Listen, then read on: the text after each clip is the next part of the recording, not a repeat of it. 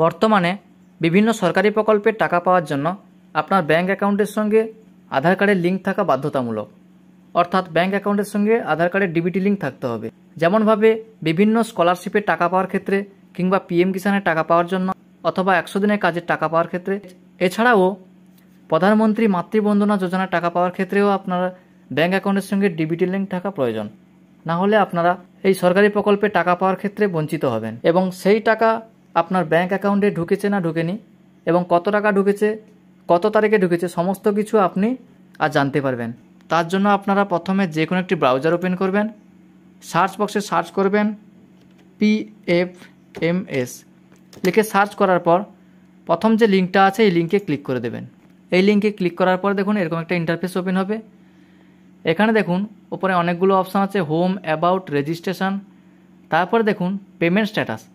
এই পেমেন্ট স্ট্যাটাসে আন্ডারে দেখুন ডিবিটি স্ট্যাটাস ট্র্যাকার, এই অপশানে ক্লিক করে দেবেন।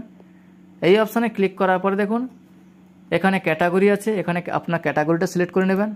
এখানে দেখুন এনএসপি অর্থাৎ ন্যাশনাল স্কলারশিপে যারা আবেদন করেছেন তাদের পেমেন্ট স্ট্যাটাস চেক করার জন্য এই অপশানে ক্লিক করে আপনারা চেক করতে পারেন।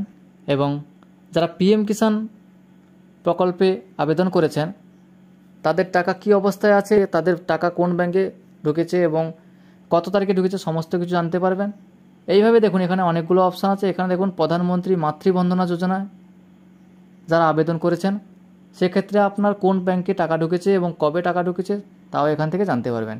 এখানে দেখুন পিএম কিষাণ সম্মান নিধি প্রকল্পের টাকা পাওয়ার জন্য এখানে দেখুন পিএম কিষাণ যে অপশানটা আছে আমি এটা সিলেক্ট করে দেখিয়ে দিচ্ছি।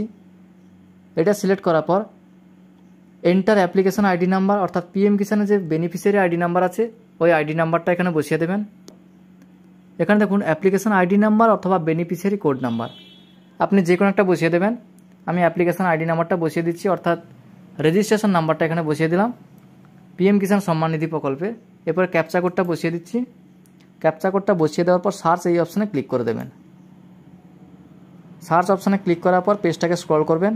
স্ক্রল করার পর দেখুন এখানে পেমেন্ট আইডি নাম্বার দেখাচ্ছে অর্থাৎ অ্যাপ্লিকেশন আইডি নাম্বার অথবা রেজিস্ট্রেশন নাম্বার। এরপরে বেনিফিশিয়ারি নাম দেখাচ্ছে, বেনিফিশিয়ারি কোড নাম্বারটা দেখাচ্ছে, এখানে agent code number, scheme code সমস্ত কিছু এখানে দেখাবে এবং আধার নাম্বার লাস্ট 4টি নাম্বার দেখাচ্ছে।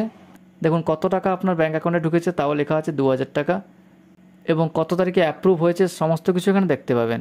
এছাড়াও দেখুন এখানে দেখাচ্ছে ক্রেডিট স্ট্যাটাস, পেমেন্ট সাকসেস এবং সাকসেস হয়েছে PFMS ট্রানজ্যাকশান আইডি নাম্বার এখানে দেখাচ্ছে, UTR নাম্বার দেখাচ্ছে এবং ক্রেডিট কত তারিখে ক্রেডিট হয়েছে তাও দেখাচ্ছে এখানে এবং অ্যাকাউন্ট নাম্বার দেখাচ্ছে দেখুন লাস্ট 4টে নাম্বার। এবং এখান থেকে আপনারা জেনে নিতে পারবেন আপনার কোন ব্যাঙ্ক অ্যাকাউন্টে টাকা ঢুকেছে এবং যারা ন্যাশনাল স্কলারশিপে আবেদন করেছেন তারা কিভাবে চেক করবেন। দেখুন এখানে যে লেখা আছে ট্র্যাক NSP পেমেন্ট, এই অপশানে ক্লিক করে দেবেন। এই অপশানে ক্লিক করার পরে এখানে আপনার ব্যাংকের নাম এবং আপনার অ্যাকাউন্ট নাম্বারটা দিয়েও সার্চ করতে পারেন অথবা NSP অ্যাপ্লিকেশন আইডি নাম্বার দিয়ে সার্চ করতে পারেন। আমি আপনাদের একটা দেখিয়ে দিচ্ছি NSP আইডি নাম্বার দিয়ে কিভাবে সার্চ করবেন। NSP আইডি নাম্বারটা দেওয়ার পর ক্যাপচা কোডটা বসিয়ে দেবেন। ক্যাপচা কোডটা বসিয়ে দেওয়ার পর সার্চ এই অপশানে ক্লিক করবেন।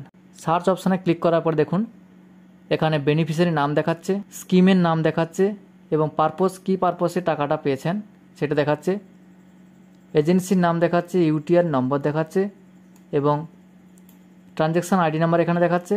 এখানে আপনার আধার নাম্বারটা দেখাচ্ছে UID অ্যাজ পার ব্যাঙ্ক অর্থাৎ আধার কার্ডের লাস্ট 4টি নাম্বার দেখাচ্ছে, account number as per bank অর্থাৎ আপনার যে ব্যাঙ্ক অ্যাকাউন্টে টাকা ঢুকেছে সেই ব্যাঙ্ক অ্যাকাউন্টে লাস্ট 4টি নাম্বার এখানে দেখাচ্ছে এবং কত টাকা আপনার ব্যাঙ্ক অ্যাকাউন্টে ঢুকেছে সেই অ্যামাউন্টটাও দেওয়া আছে। পেমেন্ট স্ট্যাটাস সেখানে সাকসেস দেখাচ্ছে, কত তারিখে ক্রেডিট হয়েছে সেই ডেটটাও এখানে দেখাচ্ছে। এইভাবে আপনারা খুব সহজে আপনার পেমেন্ট স্ট্যাটাস চেক করে নিতে পারবেন। থ্যাংক ইউ বন্ধুরা, আজকে ভিডিওটা এই পর্যন্ত। ভিডিওটা ভালো লাগলে অবশ্যই একটি লাইক করে চ্যানেলটাকে সাবস্ক্রাইব করে দেবেন এবং পাশে থাকা বেল আইকনটি অল করে দেবেন।